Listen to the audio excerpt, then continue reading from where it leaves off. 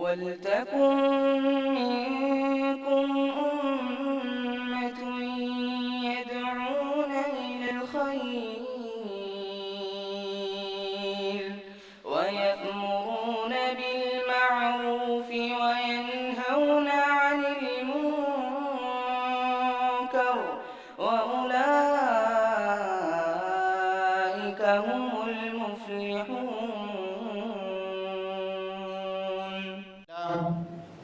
نحمده ونستعينه ونستغفره ونعوذ بالله من شرور أنفسنا ومن سيئات أعمالنا من يهده الله فلا مضل له ومن يضلل فلا هادي له وأشهد أن لا إله إلا الله وحده لا شريك له وأشهد أن محمدا عبده ورسوله أما بعد فإن خير الحديث كتاب الله وخير الهدي هدي محمد صلى الله عليه وسلم وشر الأمور محدثاتها وكل محدثة بدعة وكل بدعة ضلالة وكل ضلالة في النار.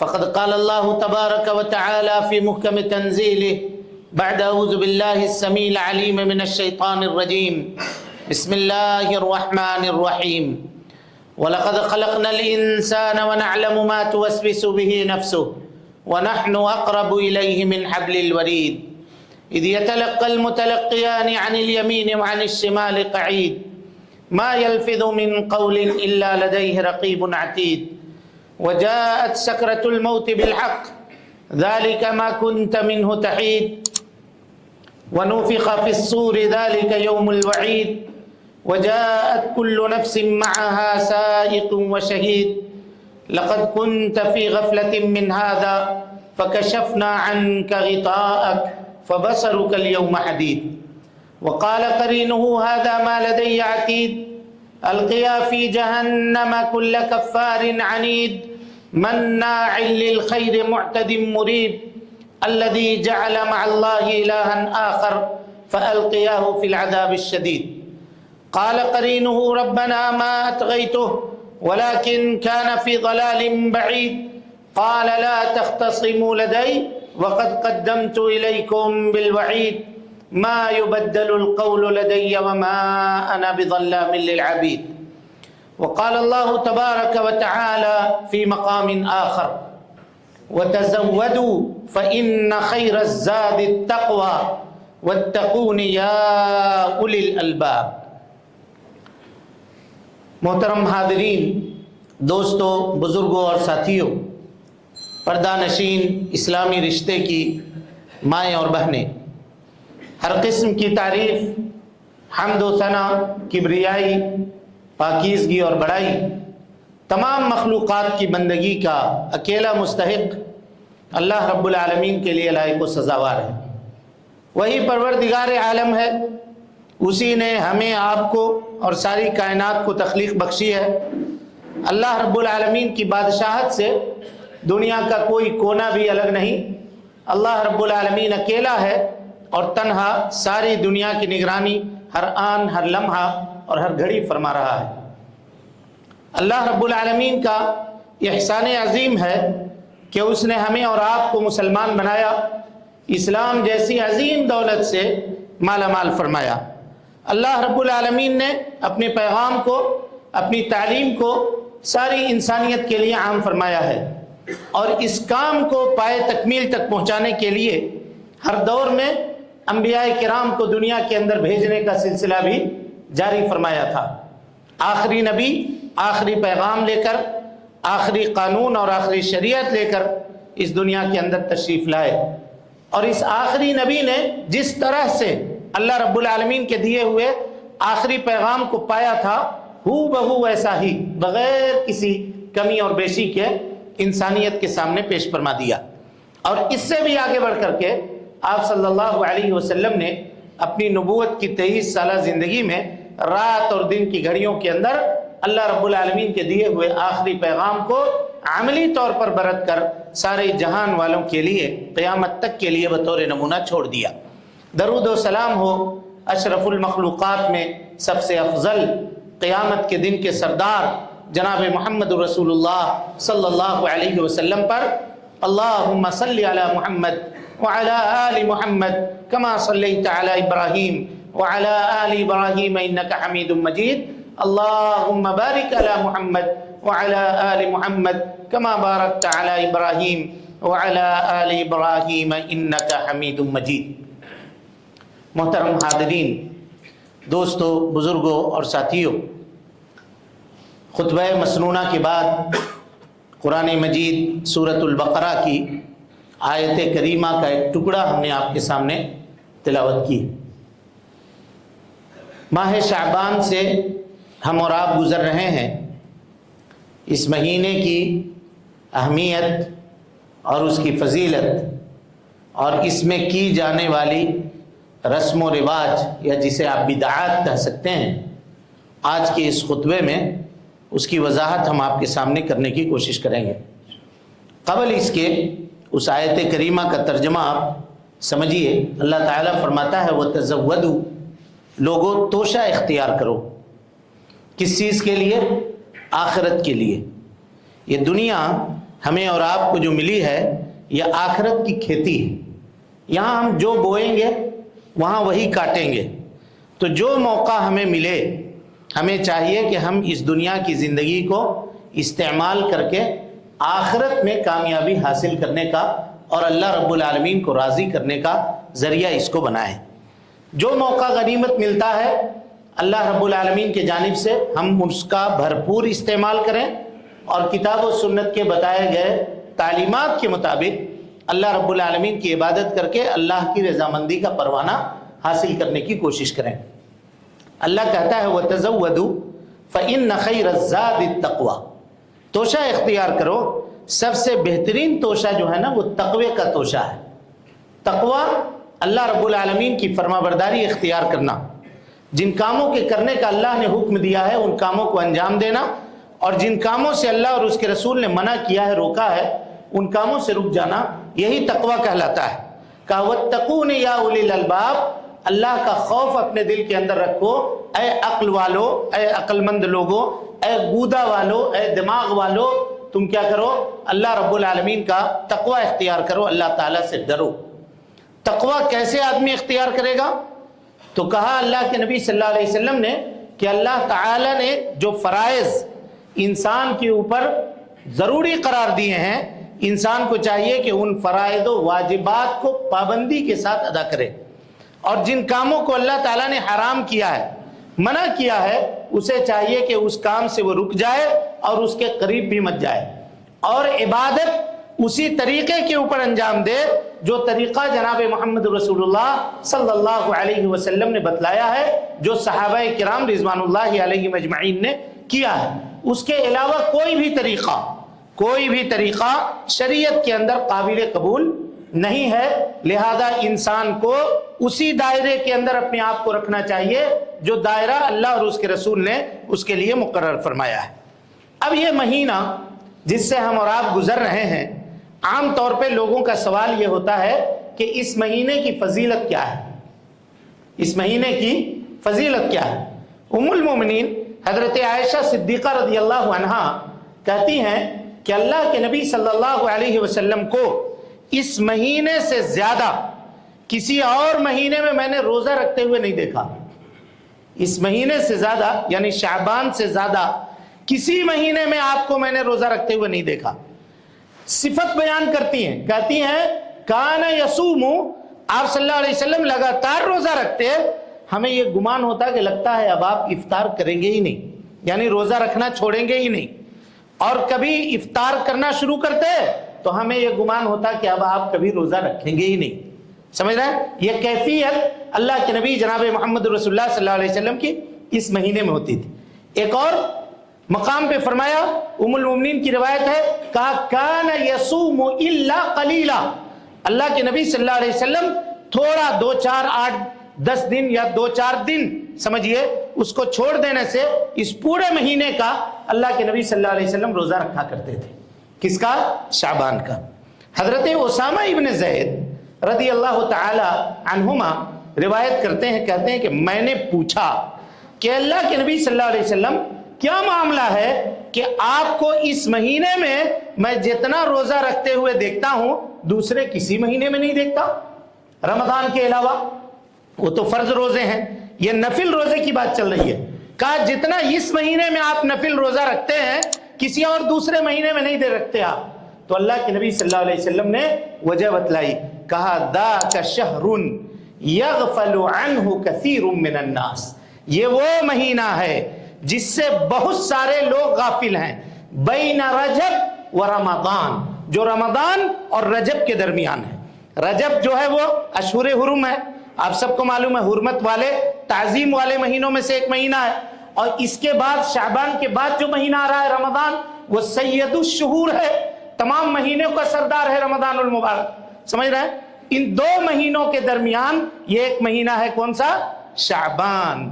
اور آپ سب کو معلوم ہے کہ اگر دو عزت و مقام اور والے لوگ اگر اگل بغل میں ہوں اور وہاں کوئی اگر چھوٹا ہو تو وہ چھوٹا دب جاتا ہے، اس کی اہمیت نہیں رہتی۔ پھر بڑے لوگوں کے سامنے میں یہ عام طور پہ ہوتا ہے، وہ اپیکشا کا شکار ہوتا ہے، ہندی زبان میں جس کو کہا جاتا ہے۔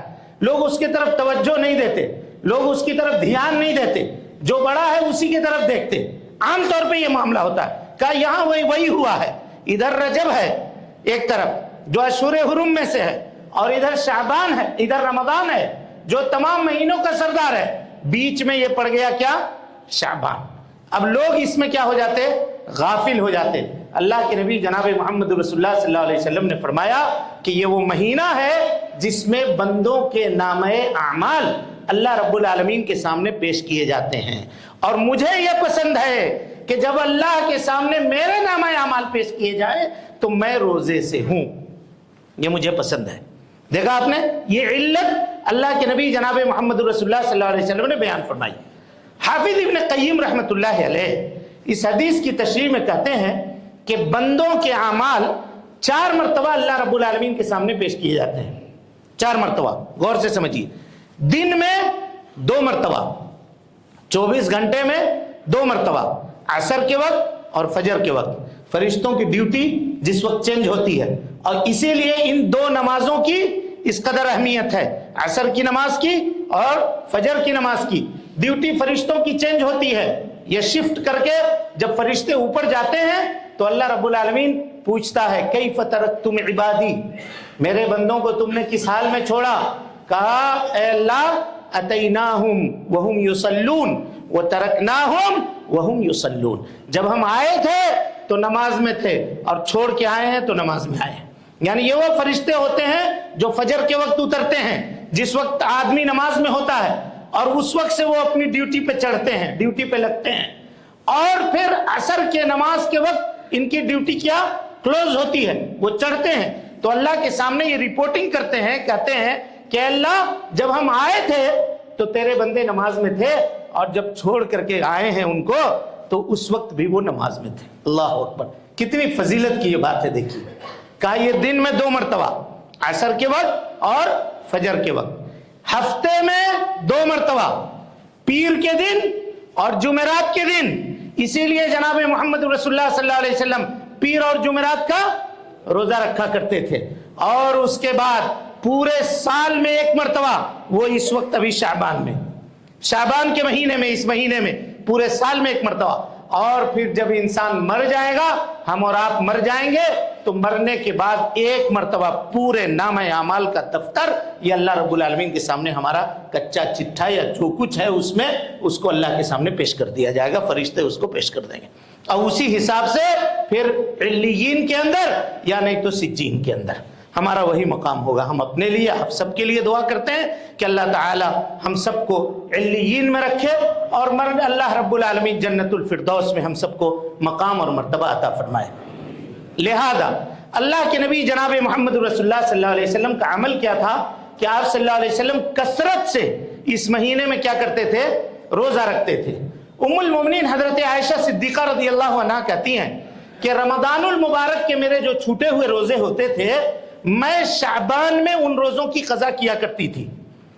اور سمجھیے مسئلے کو، تو کہتے ہیں کہ اگر کسی کا گزشتہ رمضان کا روزہ چھوٹا ہوا ہے، واجب روزہ، تو اسے چاہیے کہ اس شعبان میں واجبی طور پر کمپلسری، اگر کوئی مسئلہ نہیں ہے اس کے ساتھ، بیمار نہیں ہے، کچھ نہیں ہے، تو کمپلسری اس کو چاہیے کہ روزوں کی قضا کر دے۔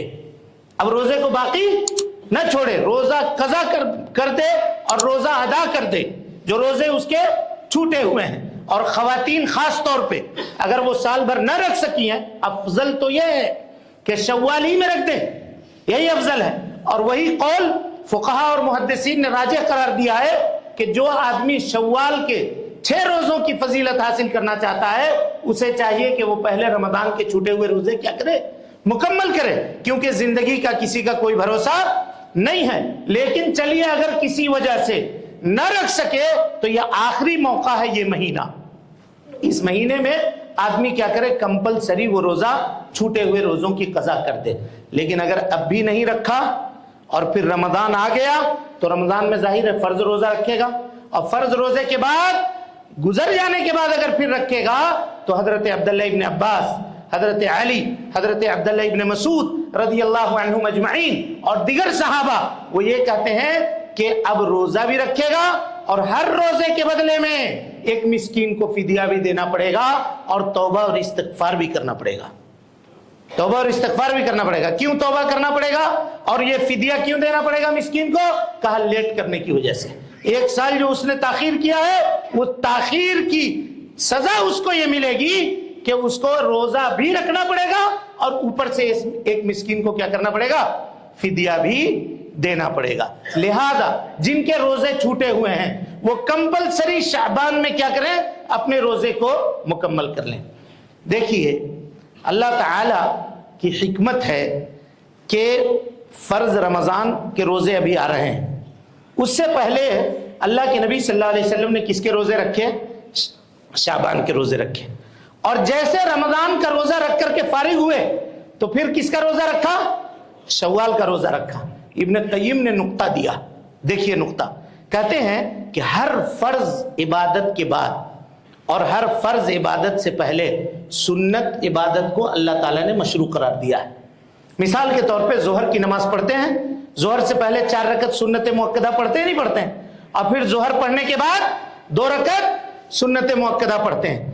4 رکعت سنت مؤکدہ کا فائدہ یہ ہے کہ آپ جو ظہر میں فرض عبادت کرنے والے ہیں اس عبادت کے لیے آدمی پورے طور پہ تیار ہو جائے۔ کہاں شعبان میں روزہ رکھنے کی ترغیب اس لیے دی ہے کہ ابھی جو مہینہ آ رہا ہے رمضان المبارک، اپنے آپ کو تیار کر لو، ورنہ ہوتا کیا ہے، ہم لوگ سال بھر بغیر روزے سے رہتے ہیں، پہلا روزہ جس دن رکھا اس دن کیا کیفیت ہوتی ہے، کسی کو صبح اٹھ کر چائے پینے کی عادت ہوتی ہے، کسی کو کچھ اور ہوتا ہے، کسی کو کچھ اور ہوتا ہے، اب وہ عادت اس کی چھوٹ رہی ہوتی ہے۔ پہلا روزہ 10 بجے 11 بجے 12 بجے کے بعد سے اس کے سر میں درد شروع ہو جاتا ہے، ہارمون ڈس بیلنس ہوتا ہے جسم کا، کھانے پینے کا کے جو اوقات ہیں اس کے اندر چینجنگ ہوتی ہے، جسم قبول نہیں کرتا، فرض روزے ڈسٹرب ہوتے ہیں، لوگ بیمار پڑ جاتے ہیں۔ کہا ایسا نہ کرو، شعبان میں کچھ روزے رکھو نا، 2 4 8 10 روزے شعبان میں رکھ لو، جسم تیار ہو جائے گا روزہ رمضان المبارک کا قبول کرنے کے لیے۔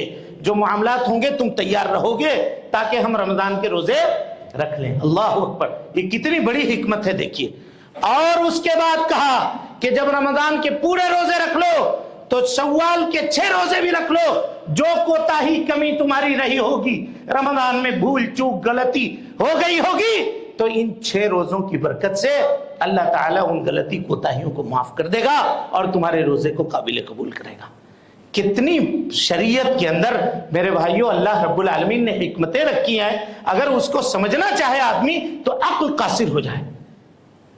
کتنی حکمت ہے اس دین کے اندر، جس دین کے ہم ماننے والے ہیں، لیکن انسان اس کو سمجھنے کی کوشش نہیں کرتا، آدمی لہو و لعب کے اندر مبتلا ہے۔ اسی طریقے سے غفلت کے وقت کی جو عبادت ہوتی ہے نا، یہ اللہ رب العالمین کو بہت پسند ہے۔ اسی لیے دوپہر کھانا کھانے کے بعد آدمی جب سوتا ہے تو یہ غفلت کا وقت ہے، تو کہا حافظوا علی الصلوات والصلاۃ الوسطی، کہا عصر کی نمازوں کی حفاظت کرو اور خاص طور پہ عصر کی نماز کی، اس لیے کہ وہ غفلت کے وقت میں پڑھے جانے والی نماز ہے۔ اور فجر کی نماز کے بارے میں کہا کہ 2 رکعت فجر سے پہلے کی جو سنت ہے کہا دنیا و ما فیہا سے بہتر ہے. کہا من صلی الفجر فی جماعت فہو فی ذمۃ اللہ، جو آدمی فجر کی نماز جماعت کے ساتھ ادا کر لے تو سمجھو کہ وہ اللہ رب العالمین کے ذمے میں آ گیا، اللہ تعالیٰ کے ذمے میں آ گیا.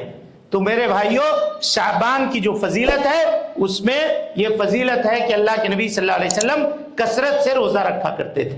ایک اور حدیث ہے، کہا کہ جب شعبان کا نصف گزر جائے یعنی 15 شعبان ہو جائے تو اب اس کے بعد روزہ نہ رکھو، اب اس کے بعد روزہ نہ رکھو. کیا مطلب ہوا اس کا؟ اس کا مطلب یہ ہوا کہ اگر شروع سے روزہ نہیں رکھ رہے ہو، شعبان کے شروع سے روزہ نہیں رکھ رہے ہو تو 15 کے بعد روزہ رکھنا شروع مت کرو. کیوں؟ کیونکہ کمزور ہو جاؤ گے، پھر رمضان میں روزہ رکھنے میں دقت ہوگی. کھا پی کر کے مضبوط رہو تاکہ رمضان کا استقبال صحیح طریقے سے کر سکو. اور اگر روزہ رکھنا ہے تو ادھر شروع سے کنٹینیو کرو تاکہ تمہارا جسم اس کو قبول کرنے کے لیے پورے طور پہ تیار رہے. اور خاص طور پہ اللہ کے نبی صلی اللہ علیہ وسلم نے منع فرمایا کہ رمضان کے آنے سے 1 دن 2 دن پہلے روزہ نہیں رکھو. 1 دن 2 دن پہلے رمضان استقبال کے لیے کچھ لوگ روزہ رکھتے ہیں، اس کو یوم شک بھی کہا جاتا ہے. آج 29 تاریخ ہے تو کہا کہ آج رکھ لیتے ہیں روزہ، ہو سکتا ہے کہیں چاند نظر آ گیا ہو. نبی صلی اللہ علیہ وسلم نے کہا کہ حرام ہے.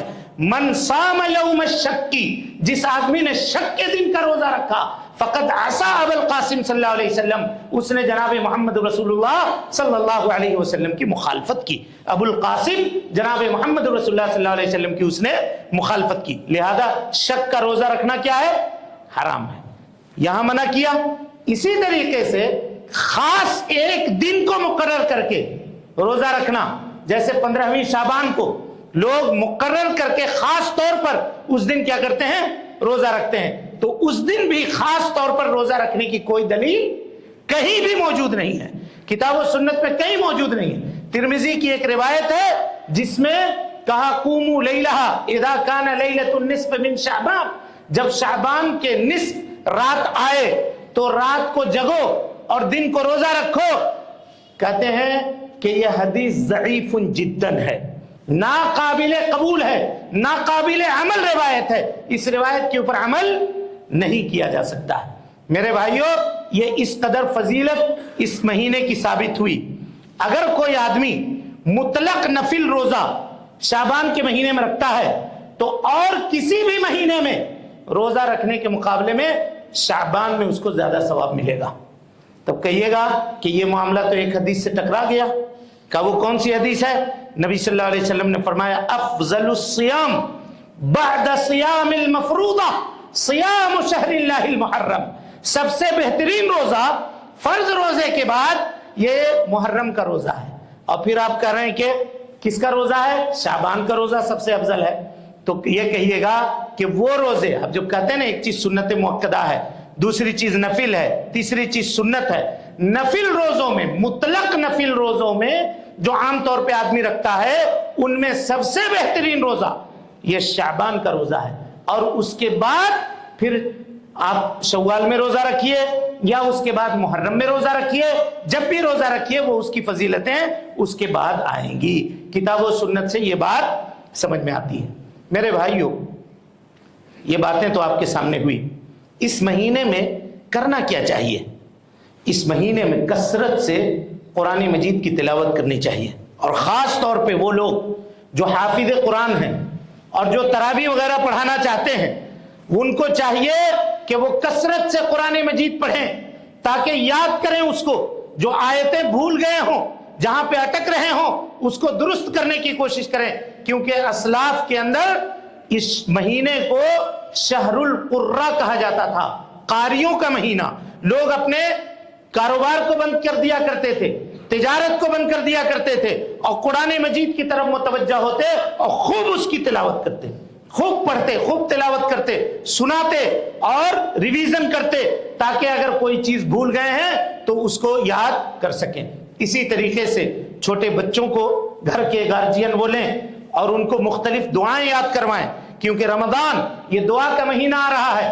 ان کو دعا کے آداب سکھلائیں، دعا کے طریقے بتلائیں اور کہیں کہ کس طرح سے دعا کرنی ہے. روزہ رکھنے کے لیے ان کا ذہن بنائیں ان کے شیڈول کو مرتب کریں، کس طرح سے تراویح پڑھنی ہے، کیسے جانا ہے، خود اپنا شیڈول مرتب کریں، کاروبار کو ذرا سمیٹنے کی کوشش کریں تاکہ رمضان میں فری ہو کر کے آدمی عبادت کرے، رفتہ رفتہ رفتہ چیزوں کو ذرا حل کر لینے کی کوشش کریں تاکہ رمضان میں پورے طور پر فری ہو کر کے آپ تراویح کی نماز ادا کر سکیں، اور اسی طریقے سے آپ دیگر جو عبادت کے کام ہیں رمضان المبارک میں ان کو کثرت سے آپ انجام دے سکیں۔ یہ سلف صالحین اور صحابہ کرام رضوان اللہ علیہم اجمعین کا عمل تھا اس مہینے میں۔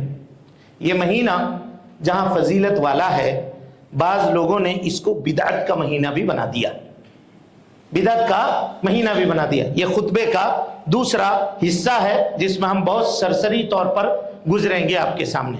اس مہینے میں کیے جانے والی بدعتوں میں سے ایک بدعت یہ ہے کہ خاص طور پر 15ویں شعبان کا روزہ رکھنا۔ میرے بھائیوں، یہ کوئی بھی آدمی شریعت کے اندر اگر خود سے کوئی چیز متعین کرے جس کی دلیل موجود نہیں ہے تو اللہ رب العالمین اس عمل کو ناقابل قبول کرتا ہے۔ حدیث دیکھیے اللہ کے نبی صلی اللہ علیہ وسلم کی، آپ صلی اللہ علیہ وسلم نے فرمایا من عمل عملا، جو بھی ہمارے دین میں کوئی نیا کام کرے، لیس علیہ امرنا، جس پہ شریعت کی دلیل موجود نہیں ہے، فہو رد، اس کا وہ عمل ناقابل قبول ہے، اس کا وہ عمل کیا ہے؟ ناقابل قبول ہے۔ اور اسی طرح سے فرمایا من احدث فی امرنا، جو ہمارے دین میں کوئی نئی بات ایجاد کرے، ما لیس منہ، جس کا دین سے کوئی تعلق نہیں ہے، فہو رد، تو وہ عمل کیا ہے؟ مردود ہے، اللہ کے نزدیک ناقابل قبول ہے۔ لہذا خاص طور پہ 15ویں شعبان کو خاص کر کے روزہ رکھنا اور اس کی رات کو جگنا، یہ کیا ہے؟ بدعت ہے اور یہ حرام ہے۔ اس عمل کو کرنے سے انسان کو چاہیے کہ وہ اجتناب کرے۔ آج ہوتا کیا ہے کہ 15ویں شعبان کے رات کو لوگ جگتے ہیں اور اس دن جاگنے کی رات مناتے ہیں، خوب اچھا نیا کپڑا سلواتے ہیں اس دن پہننے کے لیے، اور پہن کر کے مسجدوں کے اندر آتے ہیں۔ عشاء کی نماز میں خاص طور پہ امام صاحب سورۃ الیاسین کی تلاوت کرتے ہیں۔ کسی حدیث میں خاص طور پہ عشاء کی نماز میں اس دن 15ویں شعبان کو سورۃ الیاسین کی تلاوت کرنا مشروع ہے، یہ کوئی نہیں دکھا سکتا، کوئی ثابت نہیں کر سکتا۔ یہ خود کے گڑے ہوئے اعمال ہیں جس کا شریعت سے کوئی ثبوت نہیں ملتا۔ اور اس کے بعد ایک نماز پڑھتے ہیں، اس کا نام ہے صلاۃ الالفیہ، ہزاری نماز، اس کا ترجمہ آپ کر سکتے ہیں ہزاری نماز۔ وہ نماز کیا ہے؟ دیکھیے، کہتے ہیں 100 رکعت نماز پڑھنی ہے، 100 رکعت، ہر رکعت میں 10 مرتبہ قل هو اللہ احد ریپیٹ کرنا ہے۔ قل هو اللہ احد اللہ الصمد لم یلد ولم یولد ولم یکن له کفوا احد، ایسا ریپیٹ کر کے ہر رکعت میں 10 مرتبہ پڑھنا ہے۔ قسم اللہ کی یہ سنت کی مخالفت ہے اور جناب محمد رسول اللہ صلی اللہ علیہ وسلم کے دین کے ساتھ کھلواڑ ہے۔ کوئی نماز آپ نبی صلی اللہ علیہ وسلم کی زندگی میں اٹھا کر کے دکھا دیجئے جس میں آپ نے ایک رکعت کے اندر سورت کو بار بار دوہرا کر کے پڑھا ہو۔ کوئی ایک نماز کوئی آدمی دکھا دے ایسی اللہ کے نبی صلی اللہ علیہ وسلم کی زندگی میں۔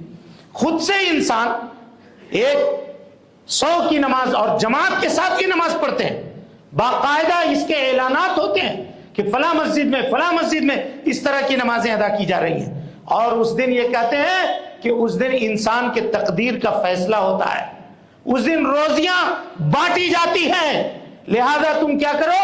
اللہ سے دعا کرو کہ تمہارے معاملات اچھے ہوں۔ اب جاہل عوام کے سامنے جو ناخواندہ ہیں، جنہیں دین اور شریعت کا علم نہیں معلوم، اگر عالم اس طرح سے کہے کہ آج تمہارا بیڑا پار ہونے والا ہے تو وہ کیوں نہ تیاری کر کے آئے؟ وہ تیاری کر کے مسجد میں آ کر کے بیٹھتے ہیں، دعائیں مانگتے ہیں۔ میرے بھائیوں، کچھ یاران طریقت نے قرآن مجید کو بھی نہیں چھوڑا، اب ہم نام نہیں لیں گے، ترجمہ انہوں نے کیا، تشریح کی قرآن مجید کی سورۃ الدخان کی، تو کہا حامیم والکتاب المبین، آیت دیکھیے، کہا انا انزلناہ فی لیلۃ مبارکہ انا کنا منذرین فیہا یفرق کل امر حکیم۔ یہ آیتیں اللہ رب العالمین نے نازل فرمائی سورۃ الدخان میں، کہتے ہیں کہ فیہا یفرق کل امر حکیم سے مراد اس رات ہر حکمت والے معاملے کا اللہ تعالیٰ فیصلہ کرتا ہے، اس سے مراد 15ویں شعبان ہے۔ تفسیر میں لکھا، قرآن کی تفسیر میں کہا اس رات سے مراد 15ویں شعبان ہے۔ ارے اللہ کے بندے، کہاں ہے ایسا؟ کس نے کہا ہے؟ کس حدیث سے یہ بات ثابت ہے کہ اس سے مراد 15ویں شعبان. اس سے پہلے اللہ تعالیٰ کہتا ہے اِنَّا أَنزَلْنَاهُ فِي لَيْلَةٍ مُبَارَكَةٍ. انزلناہ کا مراد قرآن کو ہم نے نازل کیا، لیلۃ المبارک میں نازل کیا. یہ لیلۃ المبارک کون ہے؟ اِنَّا أَنزَلْنَاهُ فِي لَيْلَةِ الْقَدْرِ شَهْرُ رَمَضَانَ الَّذِي أُنزِلَ فِيهِ الْقُرْآنُ. رمضان کا مہینہ وہ ہے جس میں ہم نے قرآن مجید کو نازل کیا. تو قرآن کی آیت کو دوسری آیت سے سمجھیے گا کہ آپ اپنی مرضی سے سمجھیے گا. جہاں پر جو مرضی آئے، جو چیز آئے ثابت کرنے کے لیے اس کو بدل دیجئے گا. خود بدلتے نہیں، قرآن کو بدل دیتے ہیں. خود اس بات کو بدعت ماننے کے لیے تیار نہیں ہے، بلکہ قرآن کی آیتوں کے اندر خرد برد کر کے اس کی تفسیر کرتے ہیں. فیہا یفرق کل امر حکیم میں فیہا کی ضمیر لیلۃ المبارکہ کی طرف لوٹ رہی ہے. جس میں قرآن نازل ہوا تو وہ لیلۃ المبارکہ سے مراد لیلۃ القدر ہے، جو رمضان میں آتا ہے، جو آخری عشرے کے طاق راتوں کے اندر تلاش کرنے کا اللہ کے نبی صلی اللہ علیہ وسلم نے حکم دیا ہے. لیکن بدعت کی تباہ کاری دیکھیے کہ جو لوگ 15ویں شعبان کو ٹوپی لگا کے نیا کرتا پہن کے مسجد میں آتے ہیں، وہ رمضان کے طاق راتوں میں سو رہے ہوتے ہیں. اللہ ماشاءاللہ ایک آدھ رات کو جگ دیا اور اس کے بعد سمجھتے ہیں کہ ہمارا بیڑا تو پار ہو گیا. کیونکہ ان کو بتایا گیا ہے جتنا پاپ کرنا ہے، جو گناہ کرنا ہے کرو، خالی 15 شعبان کو جاگ لو، تمہارے دن بھر کا بیڑا پار ہو گیا. میرے بھائیوں، کہیں اس کا ثبوت نہیں ہے کہ اللہ رب العالمین اس رات کو یہ معاملہ کرتا ہے. اچھا، ایک روایت ہے جس میں کہا کہ اللہ کے نبی صلی اللہ علیہ وسلم اس دن سمائے دنیا کے اوپر اترتا ہے. سمائے دنیا کہتے ہیں وہ آسمان جو دنیا سے ایک دم قریب ہے، کہاں وہاں اترتا ہے اور تمام لوگوں کی مغفرت کر دیتا ہے اللہ تعالیٰ سوائے 2 لوگوں کی. کہا کس کے؟ کہا ایک مشرک کی، اس کی مغفرت نہیں ہوتی، اور دوسرا مشاحن. مشاحن مانے جو اپنے دل کے اندر بغض رکھے، کینہ رکھے، کسی کے تعلق سے عداوت رکھے، کسی کے تعلق سے دشمنی پالے، کہا اس کی مغفرت نہیں ہوتی ہے. چلیے، علامہ البانی رحمت اللہ علیہ نے اور شعیب ارناؤوت نے اور دیگر لوگوں نے اس حدیث کو کہا کہ یہ حدیث حسن ہے، جبکہ دیگر ائمہ کہتے ہیں کہ یہ حدیث ضعیف ہے.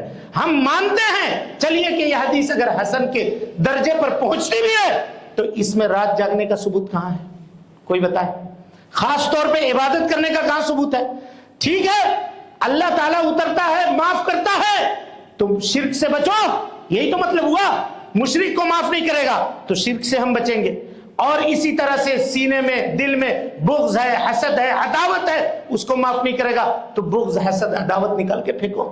کسی سے دشمنی ہے تو جا کے گلے ملو، دوست بنو، اور عداوت کرنا، نفرت کرنا، یہ کرنا چھوڑو، تاکہ اللہ رب العالمین کے معافی کا پروانہ ملے کہ اس رات کو جگ کر کے آدمی 100 رکعت نماز پڑھے گا تو اس کی مغفرت ہوگی.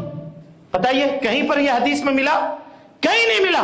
دین کو لوگوں نے چوچوں کا مربع بنا کر کے رکھ دیا، جو جیسا چاہا جدھر چاہا پبلک کو ادھر گھما دیتا ہے، ادھر گھما کر کے رکھ دیتا ہے. اور ہمیں معلوم ہے کہ ابھی ہم یہاں کر رہے ہیں نا تو اس کا رد بھی کیا جائے گا، یہی ہم دیکھ رہے ہیں، اس کا رد بھی کیا جائے گا. لیکن اگر رد کیا جائے تو کتاب و سنت سے کیا جائے، کوئی دلیل لا کر کے دی جائے اور یہ بتلایا جائے کہ یہ کتاب و سنت کی. ہمارا تو مسئلہ یہی ہے کہ اگر قرآن و سنت سے کوئی بات ثابت کر دے، رات کے 12 کیوں نہ بج رہے ہوں، ہم اپنے مسجد سے مائک آن کر کے اعلان کر دیں گے کہ یہ بات ثابت ہوئی ہے، آؤ یہ عبادت کرنی ہے. ہمارے پاس تردد نام کی چیز نہیں ہے. ہم وہ تردد، ہمارا مسلک اسی بنیاد پر ہے کہ اللہ کی کتاب، پیارے مصطفیٰ صلی اللہ علیہ وسلم کی سنت لا دو، ہم ماتھے کا جھومر بنانے کے لیے تیار ہیں. ہم کسی دائیں بائیں جانب نہیں جھانکتے. لیکن یہ جان لو کہ اگر اللہ کی کتاب اور جناب محمد رسول اللہ صلی اللہ علیہ وسلم کی سنت میں وہ چیز نہیں موجود ہے تو ہم آپ سے بھی گزارش کرتے ہیں کہ وہ دین نہیں ہے، دین نہیں ہے، اس سے اجتناب کیجئے، اس سے پرہیز کیجئے.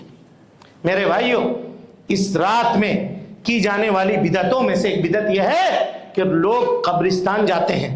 اب قبروں کو دیکھیے گا، اس کو لیپا پوتی کر کے پورے طرح سے اس کے اوپر مٹی چڑھا دی جاتی ہے، اور کچھ عام لوگوں کی زبان زد ہے، یہ کہتے ہیں اس کو کہ یہ مردوں کی عید ہے. کس کی عید ہے؟ مردوں کی عید ہے. تو قبرستان جاتے ہیں اور جا کر کے دعائیں مغفرت کرتے ہیں. کسی ایک رات کو یا دن کو خاص کر کے قبرستان جانا، وہاں کمکمے لگانا، بتی لگانا، کینڈل لائٹ چلانا اور اس طرح کی چیزیں کرنا، میرے بھائیوں یہ بدعت ہے، یہ بدعت ہے. کوئی ثابت نہیں کر سکتا کہ 15ویں شعبان کو جناب محمد رسول اللہ صلی اللہ علیہ وسلم گئے ہیں۔ ہاں ترمذی کی ایک روایت ہے ایسی، ام المومنین حضرت عائشہ صدیقہ رضی اللہ عنہا بیان کرتی ہیں کہ ایک روز اللہ کے نبی صلی اللہ علیہ وسلم میرے حجرے میں موجود تھے۔ روایت سنیے تاکہ اگر کوئی سنائے تو آپ کو اجنبیت کا احساس نہیں ہو۔ کہتی ہے کہ میں اپنے حجرے میں تھی، آدھی رات کو میری آنکھ کھلی تو نبی کو تلاشا بستر کے اوپر تو دیکھا کہ نہیں ہے، موجود نہیں ہے۔ میں نکل کھڑی ہوئی اور مدینے میں نے تلاشنا شروع کیا، تلاشتے تلاشتے ڈھونڈتے ڈھونڈتے بقی قبرستان میں پہنچ گئی تو دیکھا کہ اللہ کے نبی صلی اللہ علیہ وسلم وہاں موجود ہے۔ کہا عائشہ تمہیں کیا یہ گمان تھا کہ اللہ اور اس کے رسول تم سے خیانت کریں گے؟ دیکھیے جہاں فولڈ ہوتا ہے نا وہ جملہ خود بتلا دیتا ہے۔ چلیے ہم مانتے ہیں ام المومنین کی باری تھی، اللہ کے نبی صلی اللہ علیہ وسلم کسی اور ازواج مطہرات کے پاس چلے جاتے تو یہ ام المومنین کے ساتھ خیانت تھی، جبکہ اللہ اور اس کے اللہ کے نبی صلی اللہ علیہ وسلم اس سے بری ہے کہ وہ کسی کے ساتھ خیانت کریں۔ ٹھیک ہے، اللہ خیانت کرے گا یہ بات کہاں ہے؟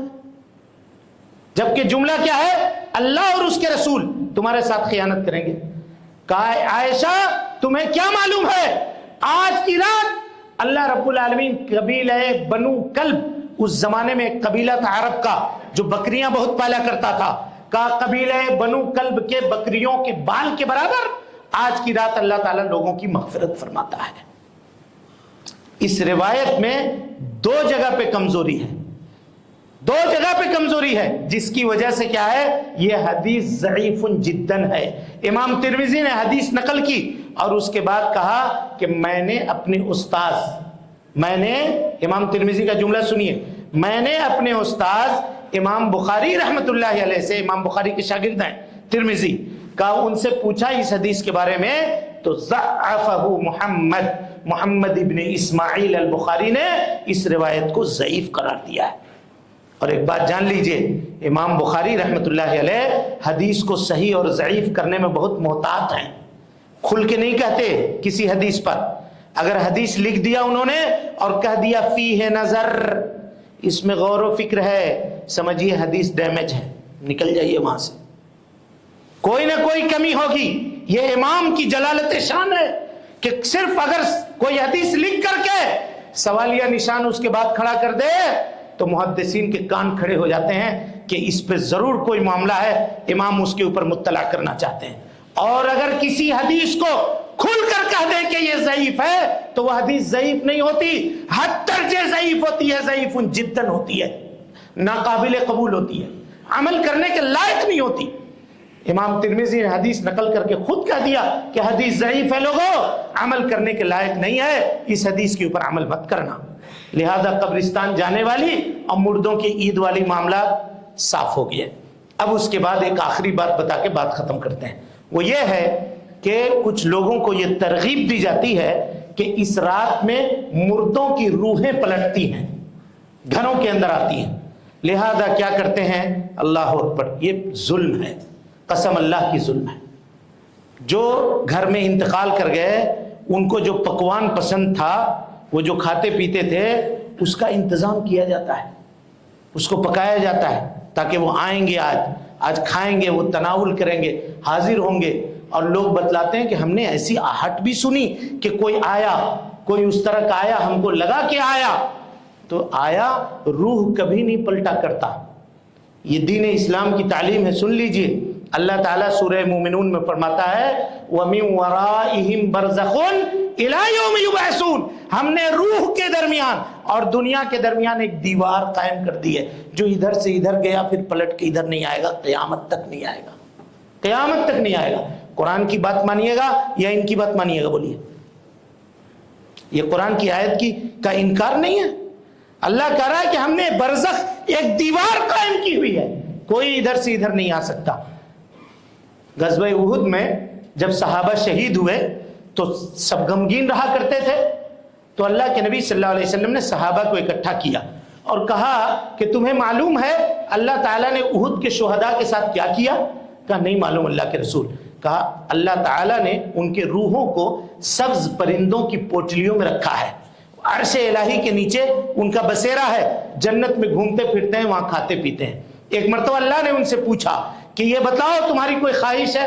کہا اب کوئی خواہش نہیں ہے اللہ رب العالمین، سب خواہش تو نے پوری کر دی، لیکن ایک خواہش ہماری یہ ہے کہ ہم کو دوبارہ دنیا میں بھیج دے، دوبارہ بھیج دنیا میں۔ کہا کاہے کو؟ کہا پھر تیرے راستے میں جہاد کریں گے اور پھر شہید ہو کر کے آئیں گے، اور جو لوگ پیچھے ہیں ان کو بتلائیں گے کہ اللہ تعالیٰ کیسی تکریم کرتا ہے۔ اللہ نے کہا کہ نہ، یہ نہیں ہو سکتا، جو ایک مرتبہ ادھر آ گیا پھر پلٹ کر کے نہیں جا سکتا، یہ میرا فیصلہ ہے اور میرا فیصلہ کبھی بھی بدلا نہیں جاتا۔ دیکھا آپ نے، یہ واضح روایت ہے کہ روحیں نہیں آتی۔ تب کہا مولوی صاحب ہم کو تو لگا کہ آئے تھے ہمارے ابا یا ہمارے چچا، ہمارے خالو، ہمارے پھپھا، ہمارے دادا نانا آئے تھے۔ تب تو علماء نے لکھا ہے یہ قرین ہے، قرین، ہمارے ساتھ ایک شیطان ہوتا ہے مسلط۔ وَمَنْ يَعْشُ عَنْ ذِكْرِ الرَّحْمَنِ نُقَيِّضْ لَهُ شَيْطَانًا فَهُوَ لَهُ قَرِينٌ۔ اللہ تعالیٰ نے کہا اللہ کے ذکر سے اعراض کرنے والے کے لیے، اور نبی صلی اللہ علیہ وسلم کی حدیث ہے کہ ہر آدمی کے ساتھ ایک شیطان ہے مقرر۔ تو جب آدمی مر جاتا ہے وہ شیطان نہیں مرتا، وہ باقی رہتا ہے، اس کے چال چلن عادت اطوار، کیا کرتا تھا کیا نہیں کرتا تھا، ہو سکتا ہے اس کا کام ہی ہے، بے ایمان ہے وہ، گمراہ کرنا، لوگوں کو بھٹکانا، شرک کی دلدل میں ڈالنا، ہو سکتا ہے وہ آ کے کھڑپڑا دیا، پلیٹ ہلا دیا، کچھ اور کر دیا، ڈھن ڈھن کی آواز آ گئی گھر میں تو سوچا کہ لگتا ہے آ گئے ہیں، حاضر ہو گئے ہیں، پہنچ گئے ہیں۔ اعوذ باللہ من الشیطان الرجیم۔ میرے بھائیو ایمان مضبوط کیجئے، دین مضبوط کیجئے۔ آپ کا دین، آپ کا شریعت ایسا نہیں ہے، اس طرح کے کھلواڑ والا شریعت نہیں ہے، جن کا ہے وہ سمجھیں، ہمارا نہیں ہے۔ اس کی بنیادیں مضبوط ہیں، کتاب و سنت کی بنیاد کے اوپر ہم عمل کیا کرتے ہیں، اسی کے مطابق ہم عمل کریں گے، چاہے دنیا ادھر سے ادھر ہو جائے۔ چلیے کچھ لوگ دیکھا دیکھی کرتے ہیں کہ ہم کچھ نہیں کریں گے، یہ نہیں کریں گے، وہ نہیں کریں گے، بچوں کے لیے کر رہے ہیں، کسی کے لیے بھی کر رہے ہیں، وہ جائز نہیں ہے۔ خاص طور پہ اس دن اس طرح کے کام کرنا یہ میرے بھائیوں ناجائز ہے۔ یہ کچھ اعمال تھے اور شعبان کے کچھ فضیلت کے تعلق سے باتیں تھیں، جو کچھ میسر ہو سکا، اس کے علاوہ اور بھی باتیں تھیں، لیکن خطبہ جمعہ کا وقت جو ہے وہ مکمل ہو گیا۔ رب العالمین سے ہم دعا کرتے ہیں کہ اللہ تعالی ہم سب کو حسن عمل کی توفیق دے، ہم سب کی اصلاح فرمائے، نیکیوں کو قبول کرے، سیئات سے درگزر فرمائے، جب تک زندہ رکھے دین اسلام پہ زندہ رکھے، اور جب اٹھائے ایمان پہ اٹھائے۔ اقول قولی ھذا واستغفر اللہ لی ولکم ولسائر المسلمین من کل ذنب وخطیئۃ فاستغفروہ انہ کان للأوابین غفورا۔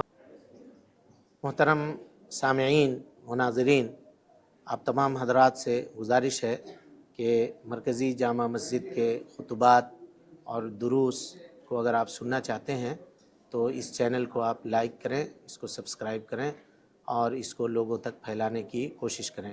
اللہ رب العالمین ہم سب کی نیکیوں کو قبول کرے۔ وجزاکم اللہ خیرا۔